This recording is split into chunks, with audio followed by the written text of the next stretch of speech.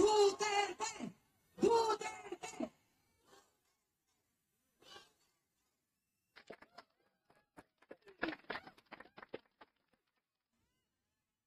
Mga kababayan, Assalamualaikum warahmatullahi wabarakatuh.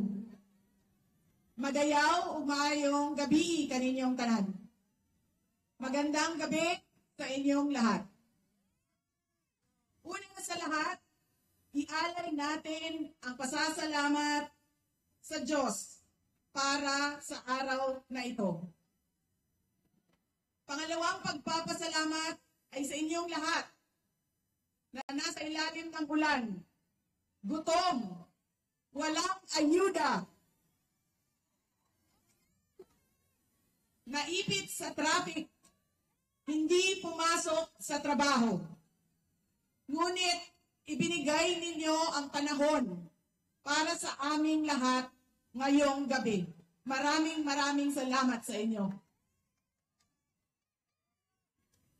Ang susunod na pagpapasalamat ay sa PDP dahil binigyan nila ako ng pagkakataon sa rally nila ngayon.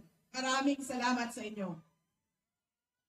Ang sunod na pagpapasalamat ay mula kay Pangulong Rodrigo Duterte.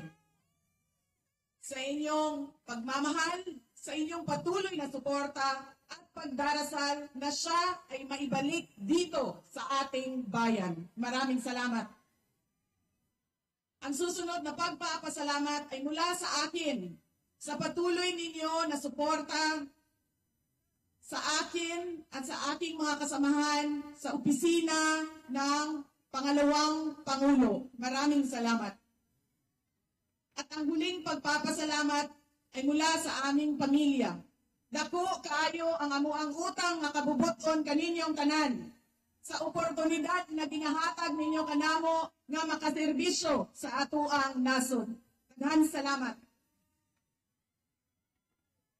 Ang pwesto na kinatatayuan ko ay hindi para sa akin.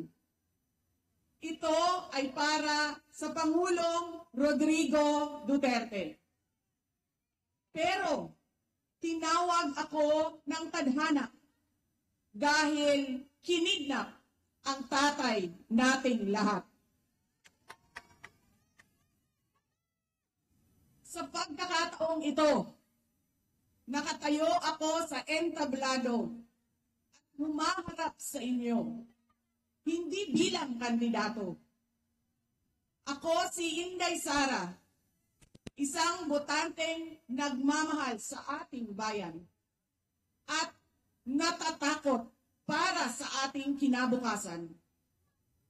Mga kaigsuunan ko, iniibig ko ang Pilipinas. Iniibig ko kayong mga Pilipino.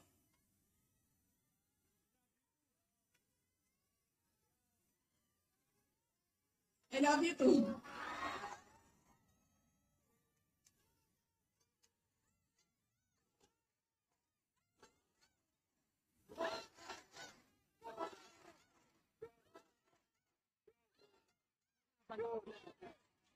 This election will decide the future of our country. Ang boto ninyo ang magbibigay katiyakan kung maituloy ang pagbabago o tuloy-tuloy na lang tayo sa kapahamakan. Filipinos deserve better. Nagpapasalamat ako dahil nandito pa rin kayo at nakikinig sa akin sa kabila ng kaliwat kanan na paninira nila. In the past months, my name and my family's name have been dragged through the mud. I have repeatedly said it before, and I will say it again now. I am not the problem of this country.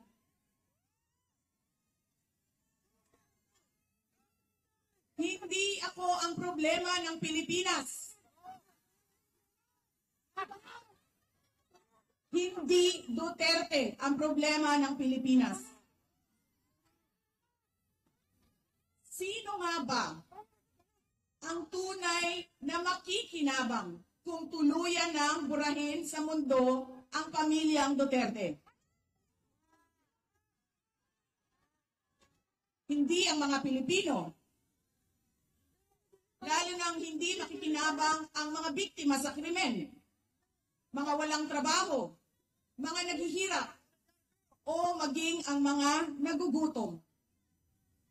What we are witnessing is a systematic demolition job against political opponents that once dared to put the country first, even if it meant going against the most powerful interests in our homeland. Sa kasamaang palad, iniluklok natin ang isang leader na walang kakayahang maintindihan ang tunay na kalagayan ng mga Pilipino. At higit sa lahat, hindi kayang magdesisyon para sa kapakanan ng sambayanan. Pinagbabayaran natin ngayon ang pagpili ng maling leader. Nakikita natin ang lantaran at walang pakundangang paglabag sa ating saligang batas. Pinamumunuan din tayo ngayon ng isang taong patuloy pa rin tumatanggi, sumailalim sa isang pampublikong hair follicle drug test.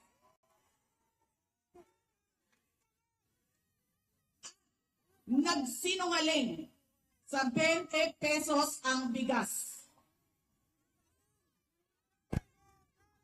Ang masakit pa, nakuha nilang kidnapin ang dating Pangulo. At dali-dalian nilang itinapon sa ibang bansa upang litisin ng mga dayuhan.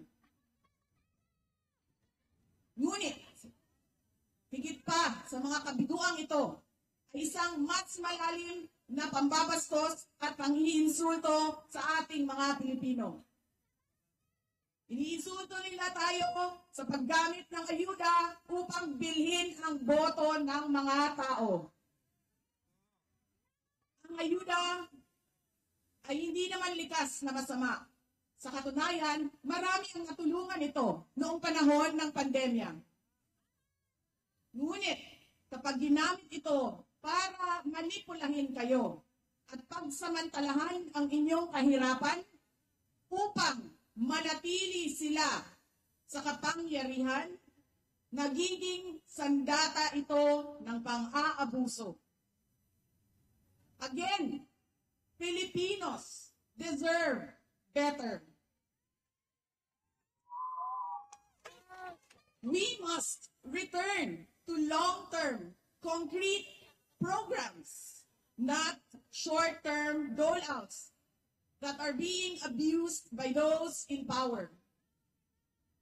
Ang kailangan ng Pilipino ay isang mabisang food security program, isang programa na tutugon sa problemang pinakamalapit sa bituka, ang gutom.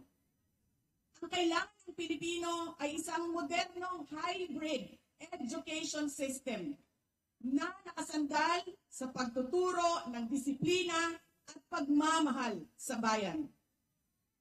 Ang kailangan ng Pilipino ay isang tunay na universal healthcare system na tutugon araw-araw sa lahat ng health centers at hospitals at hindi lamang sa mga supporters ng politiko. Ang kailangan ng Pilipino ay matibay na infrastruktura. Let us build into the future. Ang kailangan ng Pilipino ay oportunidad sa hanap buhay at trabaho dito sa loob ng ating bayan. Masakit sa kalooban nating lahat ang kalagayan ng maraming nating OFWs na malayo sa kanilang mga mahal sa buhay. At higit sa lahat, ang kailangan ng Pilipino ay peace and order. Kailangan nating ganap na puksain ang kriminalidad, illegal na droga, terorismo at insurgency sa pamamagitan ng makatotohanang non-partisan Philippine National Police na suportado ng ating sandatahang lakas. Kinahanglan ang batasan sa pagpili sa mga kandidato nga gikan sa political dynasty. Kining mga sikat nga apelido nga magsayaw-sayaw ra o magkanta sa atubangan. Igo ra magpakatok, undangon ang mga party list na gipanagya sa mga dato. Undangon ang mali na pagpili sa atong mga opisyales. Undangon ang budol o pagpamakak. Kailangan natin mag-vote straight sa mga taong magtutuloy ng nasimulan ni Pangulong Duterte. Idiretso natin ang boto. Number 38, Rodante Marcoleta. Number 10, Jimmy Bondo. Number 56 sa balota, Attorney Vic Rodriguez. Number 22, Bato de la Rosa. Number 28, Bongo. Number 53, Apollo Kibuloy. Number 34, Raul Lambino. Number 30, J.B. Hinlo. Number 58, Philip Ipe Salvador. At number 42, Doc Marites Mata. Alam ko, hindi kayo matutuwa. Pero iboboto ko si Amy Marcos. Siya ang naglakas loob na buksan ang investigasyon sa pagdukot ng pamahalaan ng isang Pilipino dito sa bayan para ihatid sa mga dayuhan.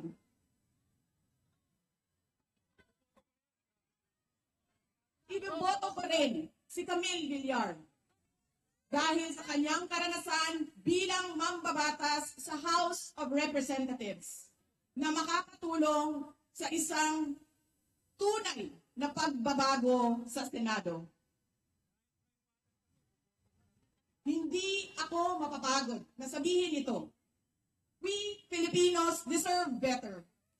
Tunay na kapayapaan at kaunlaran na hindi lamang para sa iilang politiko at mayayaman.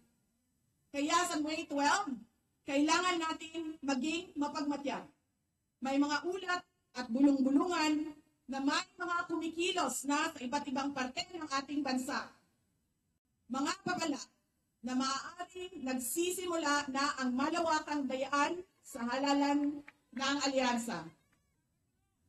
Ang binuong alyansa ay isang mapanganib na pagsasanib puwersa ng isang administrasyong walang kakayahan, mga elitistang liberal, at mga tinaguriang makabayan na ang tunay na hangarin ay manatiling mahirap ang taong bayan.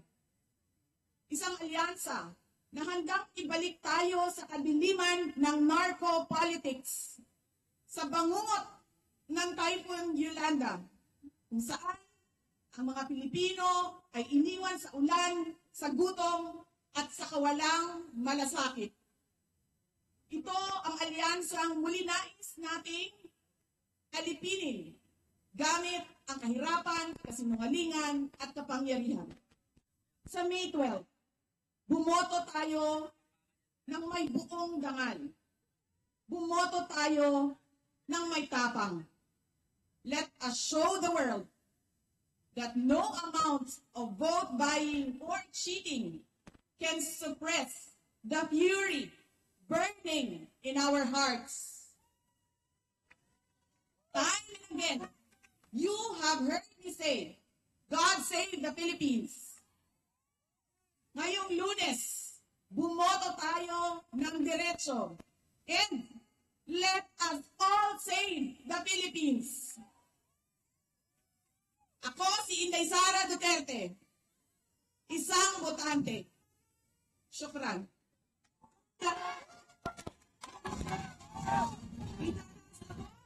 Tawag Tawagin na natin ang ating Duterte upang iangat ang kanilang kamay ng ating minamahal na Vice Presidente. Numero 10, Jimmy Bongo. Numero 22, Pato de la Rosa. Número 28, Senador Bongo. Numero 30, J.B. Hino. Número 34, Raúl Lampino. Numero 38, Rodante Margoleta.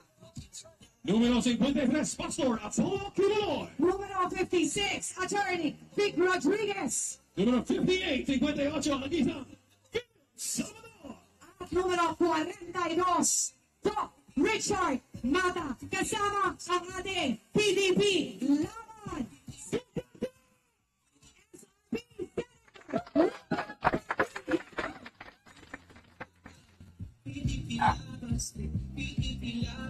Duterte!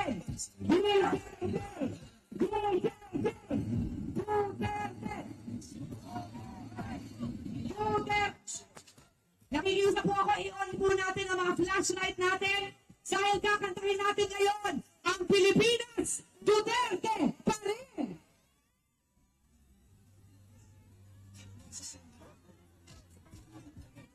I-on natin para makita na po Pilipinas kung gano'n tayo kadami dito sa Liwasang Bonifacio. Kasama ang KOJC Choir, kakantahin na natin ang Pilipinas Duterte pa rin.